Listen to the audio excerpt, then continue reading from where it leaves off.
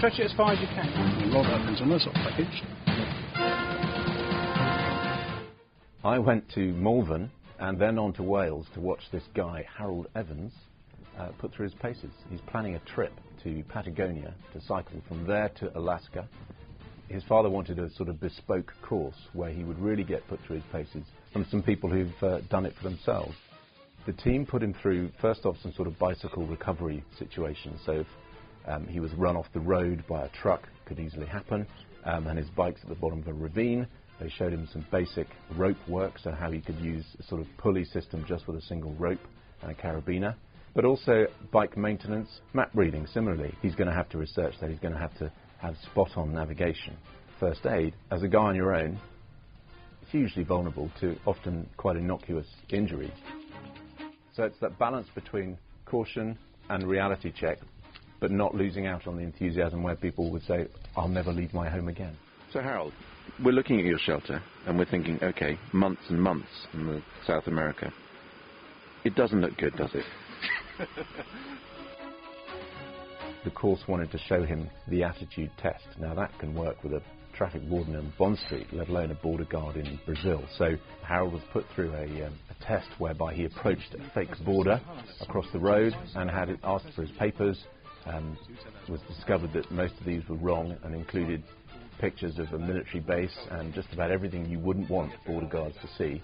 But then he went into the sort of question interrogation mode and failed horribly by smirking at the border guard, who then, having been in army intelligence, laid into him verbally, I hasten to add. Take the grin off your face. And the smile went, and I think he realised that, okay, this is an exercise, but if you give any hint of that, being a comparatively wealthy Westerner, they can make your life hell. You haven't got the right party to get through. Mr. Evans, this doesn't make sense to me at all. You've got documents, you've got presidential palace maps, you've got a photograph. I did not pack the photograph, I don't know where it came from. Why isn't your passport up to date? I want the tyres taken off, I want everything sorted out, please. He's probably carrying drugs.